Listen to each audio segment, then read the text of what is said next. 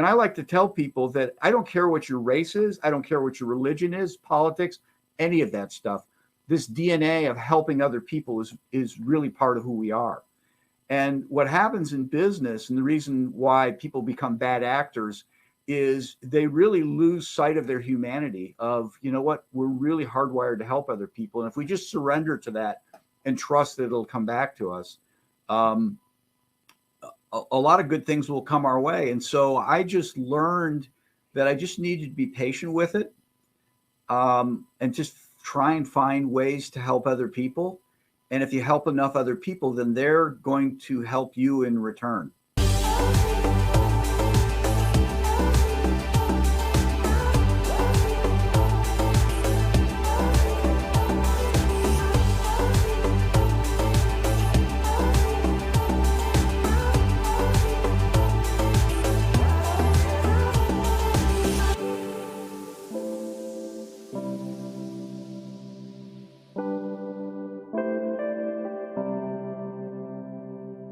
Hey, what's up, everybody? Today we have for you another fantastic episode of the None of Your Business podcast. And I am super excited to tackle a topic. It's a topic that I think that for every business owner, it's something that you have to do.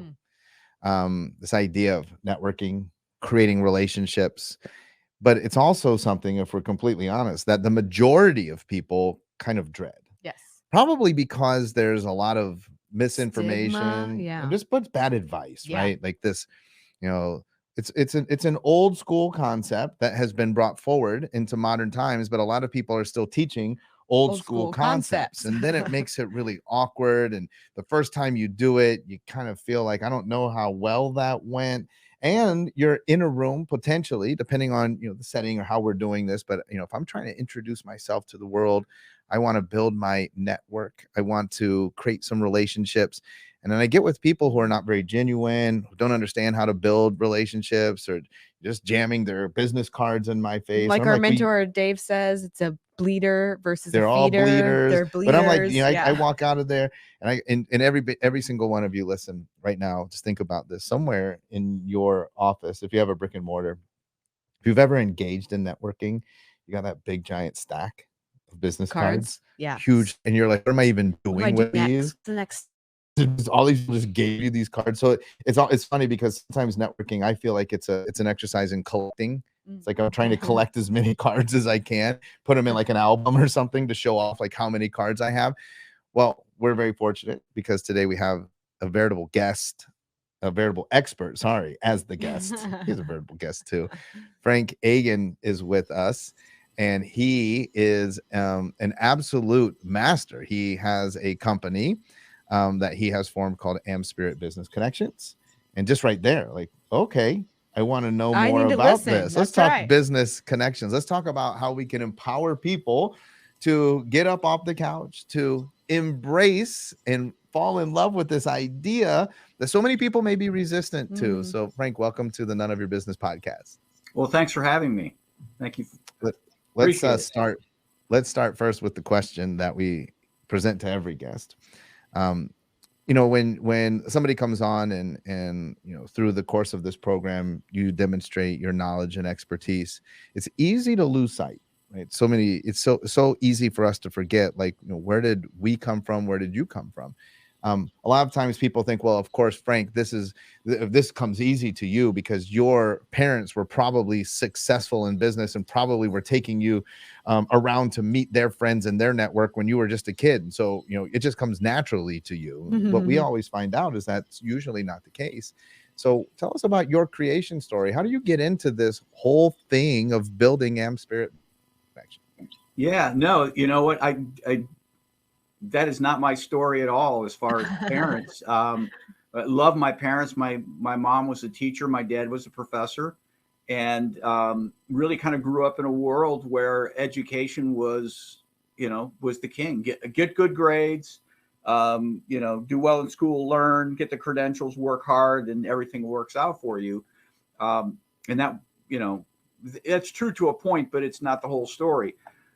my backstory, I live in Columbus, Ohio. I came here to go to law school. Didn't know anybody. I moved here to go to law school, got a law degree, got an MBA from the Ohio State University, and I left and went into public accounting as a tax consultant, helping large companies be strategic about their tax situation. It was a great job. It was a great pay. I didn't want to do taxes for the rest of my life. So I decided to leave and to go into private practice. And a funny thing happened when I went into private practice. And the funny thing was that nothing happened. I had no idea how to get clients. When you work in a big firm like that, they just have the work and you just come in and do it. And the whole notion of client development, I was never at that level. And so being out on my own, you talk about those bad actors at networking events. That was me. And I really had no idea what I should be doing. And it was very complicated as an attorney because we're really not supposed to be cold calling people. Not that that works anyways. So I struggled for a bit. I was definitely afraid of having to go and get my job back. But somebody along the way suggested that as I'm building this law practice, I get into a tips club, a leads group, like a BNI. And there wasn't BNI in town, fortunately, I guess, because there was another organization. It was based out of Pittsburgh. I got involved, joined a chapter. And when I say got involved, I became its first president. I got on a national advisory board, became its first franchisee. But when I first showed up and they explained the concept to me, it all made sense that I could lift my whole world up by helping other people become successful and just trusting that it would come back to me. And that's just such an easy concept if you stop and think about it, because I can talk about you guys, Sean and Lacey. I can talk about you all day and, hey, these people are great and what a story, what a neat business, and feel really good about myself. But when we self-promote for 30 seconds, we want to take a nap. I mean, it's just exhausting. And in this sort of networking, you don't need to do that. You just help other people and trust it comes back to you. So long story short, I had an opportunity in the early 2000s to buy it out, and I did. And I stopped the practice of law. This is really meant for me, really kind of my journey. I rebranded it as Am Spirit Business Connections, and it changed the trajectory of my life. I've gotten into podcasting. I've written a number of books. I help people in small business America become more successful through the relationships around them. What a great story. And I love that you are a self-admitted bad actor at the networking events. So I'm curious, because you said you heard the concept and it made a lot of sense to you. But what are some things that you did to go from bad actor networking to becoming a masterful networker? Like, what would you tell somebody that feels like they're in that first position? Well, let me just share this little story with you. It's something that was shared to me on one of my podcast episodes a couple of years ago. There's a famous anthropologist out there. Her name is Margaret Mead. And she was in a class, and one of the students asked, what was the first sign of human civilization? And she thought about it. And as she was thinking, people are thinking, okay, clay pots, weapons, maybe fire. And her response was a healed femur. And she went on to explain, now the femur, you guys are doctors, you know, the femur is the bone that connects the knee to the hip. And without modern medical care, it takes about 6 weeks for that to heal. And she said, you know, in the animal world, if an animal breaks its femur, it's a death sentence. It can't move. It can't go get water. It can't eat. It's a long, painful, agonizing death. But when we came upon human remains where there was a healed femur, the femur was broken and was healed, we knew there was something special because somebody had to stay behind to care for that person. So if you stop and think about that, it's really the genesis of networking, and how I think about networking is that when people stayed behind to care for this person, two things set in motion. Well, a couple things set in motion, three things we'll say. The first thing is that rather than the people going on, leaving the other person behind, they waited and they were at full strength. They were able to navigate the world, and it was a very dangerous world with, 4 instead of 3 people, let's say. That's the first thing. The second thing is by stopping and helping somebody else, you increase the odds that they're going to return that for you. And the third thing, and this is how it really plays into the things we're talking about here, is if you helped others, they were more likely to help you. Well, that gene pool was more likely to carry on. And I like to tell people that I don't care what your race is, I don't care what your religion is, politics, any of that stuff. This DNA of helping other people is really part of who we are. And what happens in business, and the reason why people become bad actors, is they really lose sight of their humanity of, you know what, we're really hardwired to help other people. And if we just surrender to that and trust that it'll come back to us, a lot of good things will come our way. And so I just learned that I just needed to be patient with it, and just try and find ways to help other people. And if you help enough other people, then they're going to help you in return. And it's just, it didn't happen all at once, but it just sort of slowly happened over time. And I didn't like the feeling of going out and self-promoting. And so, but I loved helping other people. And so you just kind of lean into this good feeling and you see that it's coming back to you. It's easy to kind of double down on that. So tell us a little bit about then the business that you have acquired. What makes it so different than every other one? Because I think that sometimes networking events or networking groups, leads groups, can lend themselves to that. I mean, I'm loving this conversation. A lot of people actually think erroneously that I am anti-networking groups. Right. But I think that I am anti certain networking groups. And I think that there are certain things that make a good networking group and make the networking group useful to a user. If I sold mortgages and everybody in the group, they were in the fitness industry, they sold weights, they had gyms, they sold protein shake, they had meal programs, then me, that might make, not necessarily, so I'm not saying necessarily, but that might not make for the best group for me. Really, to me, depends on who the clients are that are being serviced. And because there's other groups have a mix of people and they're passing tons of business.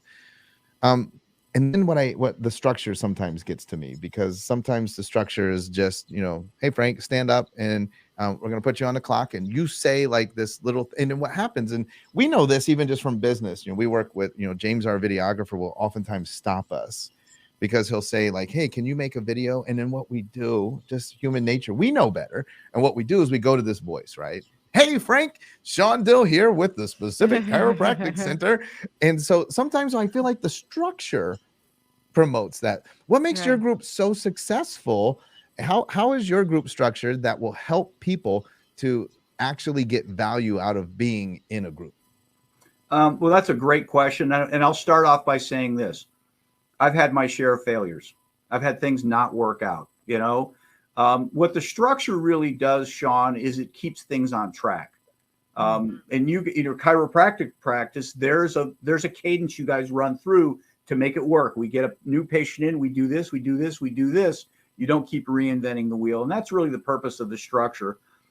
But I think where we become successful is we really focus on trying to help the people in the organization become successful. It's not about the size of the group.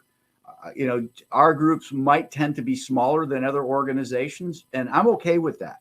I have a group, I kid you not, it's probably 20 years old. I think they're at 7 or 8 members, and they've been up to 10 and down to 5. And I've asked them, I said, why do you guys stay with this? You could just do this all on your own. And they're like, no, we like how this organization helps us get in tune with doing referrals with one another. And so a lot of what we talk about in the organization, there's really 3 reasons why people don't get referrals. One, they don't have that relationship. People don't know them, like them, and trust them. But the second reason is, and this is probably the biggest reason, is that people fail to educate people on how to recognize opportunities. So for example, a chiropractor, and I've got chiropractors, might say, well, a good referral for me is anybody with the back because I can help anybody. And that's not terribly effective. And so somebody like that, we would pull aside and say, listen, let's help with your messaging. What if your message said, hey, a good referral for me would be that high school football player, that high school athlete who tends to get out of alignment. Football is a very violent sport, tends to get out of alignment. Well, changing that messaging just a little bit, making it a little more narrow, helps people around the room think, oh, you know what? My neighbor's kids play football. How can I bring this up to them? And that's really kind of the third piece. And so the chiropractor would not just have the one message, but, have another message about people shoveling snow or gardening or, somebody in a car accident. There's just a whole ton of different messages. And so for us, it's not about just growing the membership. It's about helping the people in the organization embrace the notion of this is what we need to do to be successful. Yeah, I love that concept. And that's one of the things I always loved about networking, is because so many of us, we go to school for our skill set, right? We learn the Yeah. thing that we do, and we really struggle with stepping into that entrepreneurship, that business, delivering our message, having clarity around our message, and having a really good idea of who it is that we serve. And I like the specificity really allows people to think about you when those things arise. And that's a great way to begin to get, referrals to help other individuals. Okay, I'm going to derail just a little bit, because one of the things that you were talking about is going out there, like putting people first. And I love that concept of going out there with the heart and the idea that I'm going to help others and it will return to me. And Sean and I say this all the time. It doesn't necessarily mean that I'm going to help Sean and he's going to return the favor directly to me. Right. You have to believe that it's going to come from somewhere. We aren't designed to decide where that should come from. But when does somebody know when they're giving too much and somebody is just continually going to take and is not grateful or will not be willing to reciprocate or help? Like when can somebody recognize this is the point where I should put my love, my energy, and my help into somebody else? I think a lot of people have difficulty understanding that stopping point. So I'm curious to hear what you say. Yeah, that is a great question, to be perfectly honest. And I have failed at that. I have, I've been wrong. It's, I look at it this way. I'll give you examples.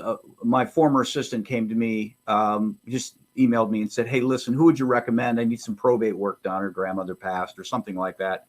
And I referred her off to somebody, and I don't really care that the person I sent her to ever sends me anything. I just trust. I know the person I'm sending her to will do a good job, and I know the person I'm sending her to does things for other people, and I just trust that that person doing things for other people, that it'll come back to me. But in time, you do get a sense that people are takers, if you will. It's all about them and nothing. They never put anything out in the world. I never measure people on what I get. I tend to measure them in a very subconscious way as to what they're willing to do for other people. And I just trust that if they're open to helping others, that eventually it'll find its way back to me.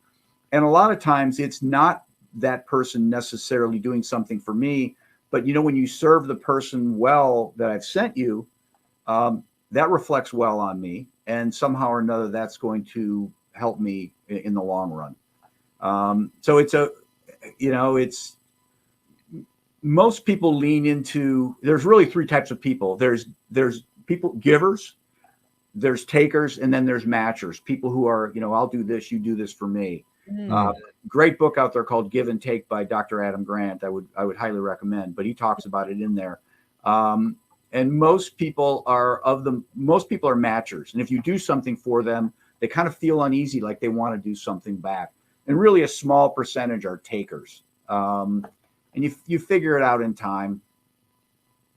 Yeah. And I love that though, to see the judge, because that's what we even for us as individuals, you're kind of judging what you're saying, like I'm putting into this relationship, right. And they're not even reciprocating in the least. Right. And they seem to be grateful. But I love that reframe of, well, let's look at how they're treating others. What are they doing for? Yeah. Because if they're super giving to other people, then I just had to stick around, because it's not that. Well, we say that the universe will provide in some way, shape, or form. It doesn't need to be in direct match from the individual that you are working with. I love that, because I think it's, even for us, I think that we can tend to think about what are they reciprocating to me, and not even matching, but like you had mentioned, I think gratitude. Like sometimes you feel like, do they even recognize that I'm but you doing see all this? But if you see that they're grateful as individuals, you see that they're givers.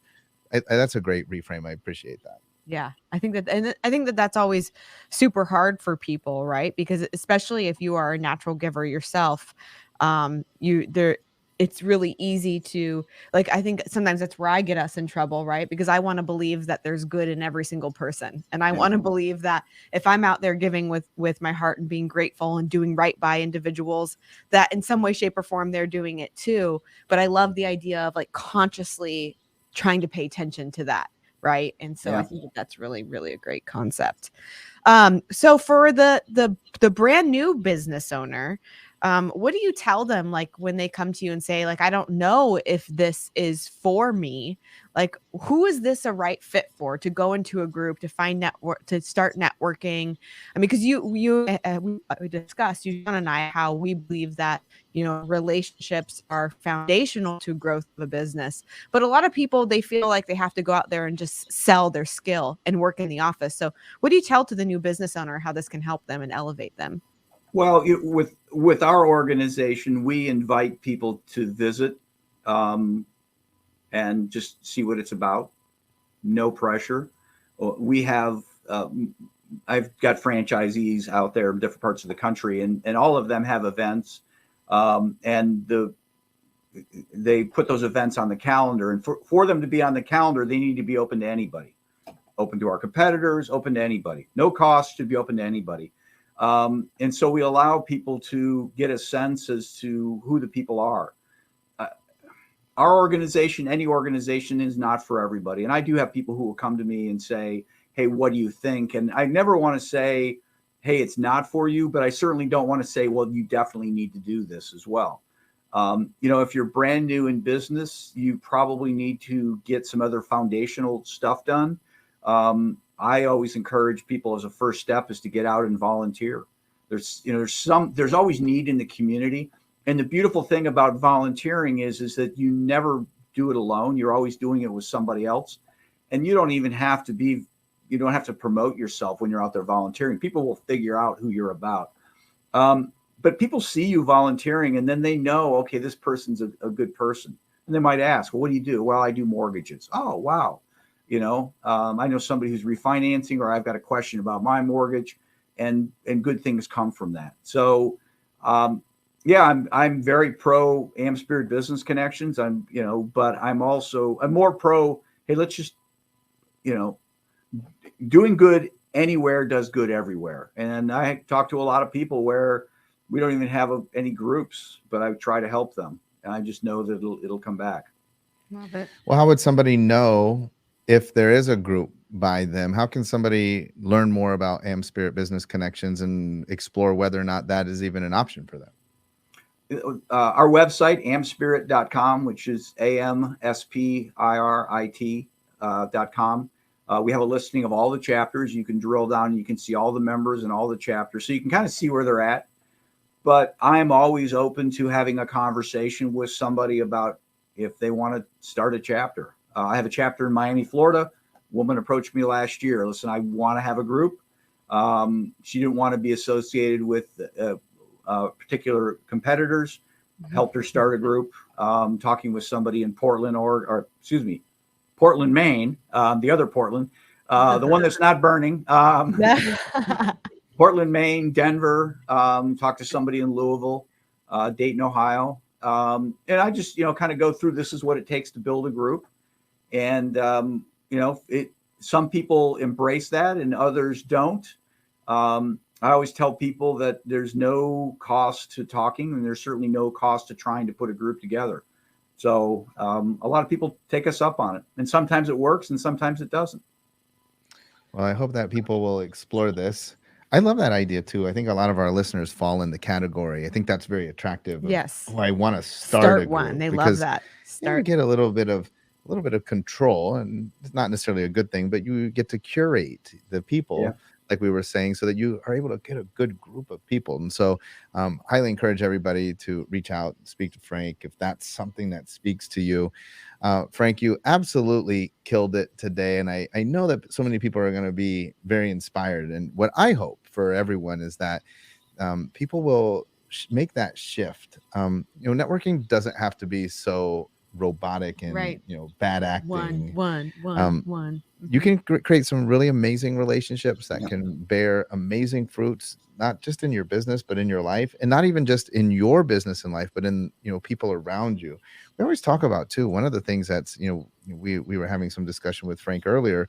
Like I even think like our team, like how much our team gets from relationships. Absolutely. They send them gifts, they take care of them. So relationships are something that are exponential in their dividends, but you have to learn how to do it right. And Frank, definitely one of the experts. Thank you so much for joining us today on the None of Your Business podcast. I appreciate you guys having me. Thank you. All right, everybody. Well, we'll try and match this again next week. We'll be back again with a brand new episode right here on the None of Your Business podcast.